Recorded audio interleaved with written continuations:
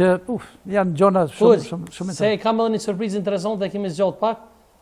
E kam edhe një kundërthonje, dhe më thonë, kjo është kapuçi i Hoxhës, Çallme. A i thojnë Çallme? Po. Edhe shpesh herë këtu në emision, dhe më thonë, edhe në emisionin e kalum, Luigi i tha Hoxhës, dhe më thonë, kjo këtu është Qefini, si masti, edhe kjo këtu Luigi tha. Po. Kjo këtu është, kanë thonë edhe disa tjerë, kjo këtu është kapuçi Osman. Dhe më thonë, pse mos me pas një kapuç të borë së kur ti, po me pas kapuçin e Hoxhës. Une kapuçin e Hoxhës, normalisht si student kur kam qenë, e kam pas ble kapuçin e Hoxhës dhe e maj kapuçin e Hoxhës, me kalimin e kohës e kam kuptuar din që ky nuk e përfaqëson kulturën time. E ke ik? Nuk e baj këtë, unë e baj plisin. Dartëkitje e mohë për Hoxhën. Plisin e baj, dem babaden, e kemi pas plisin, që prej leshësis. Kjo nuk e përfaqëson kulturën tonë? Kulturën shqiptare jo. Pse? Nuk, se shive, veshja është kulturë, nuk është fe. Duhet me i da, edhe kush mundohet me e interpretu ndryshe, ai nuk kupton. Veshja nuk është fe, po është kulturë. Nuk është fe. Nuk ka veshje islame. Nuk ka veshje islame. Ka veshje shqiptare? Ka veshje me tradita shqiptare. Arapët e kanë veshje në atje se klima javë imponon me u veshje. Ne e kemi këtë veshjen tonë që e kemi. Dhe ne i kemi hekën traditat tona të veshjes gati, pse është bo universalizimi i popujve. Tashti nuk është bota e ndame në popuj, por në shoqëri. Ne jemi duke jetu në një botë krejtësisht tjetër që gati edhe ka me humbe dhe njerëzimi si njerëzim, për shembull me robota një jetë krejtësisht tjetër jemi të ardhur. Çka ne po shohim, nuk di se çka do të bëhet, por kjo.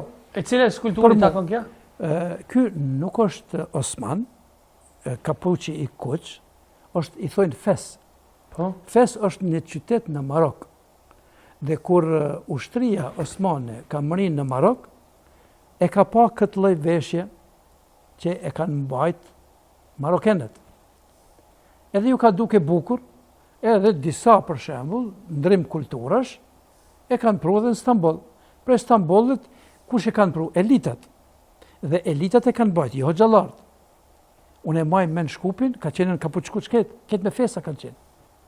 Nuk kanë qenë xhallarë. Edhe Hoxha... A është keq xhallarët me bajt këtë kapuç? Jo, për nuk është keq. Po kultura jo njës është. Po nuk është kultura ime, unë mundohem ta prezentoj kulturën time. Bravo, do të kitje e morë për ujë, që të përtava dhone, se s'kam të për gjë. Dhe, është një dizajner, ose që shithojnë ato në tesha që kepin. Roba Qeps? Jo, Roba Qeps, njeri që shpik. Po, dizajner i thujnë, i tesha. është, ndështë ka një term tjetër. është një izetsurri, i njoftën që ai ka kepën për elitat botnore, për artistë e botës në Francë.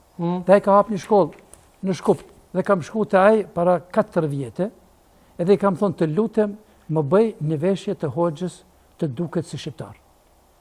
Që kudo që të shkon Hoxha në konferencë ndërkombëtare, me di që është shqiptar. Edhe në bazë veshjes e di që kjo është shqiptar. Unë e di për shembull kur shkoj në për konferenca ndërkombëtare, e di se ky profesori qenë ka maroken, ky qenë ka algjerian, ky qenë ka sudanes, ky qenë ka i Arabi Saudite. I di, vetëm shqiptarin s'muna me dallu.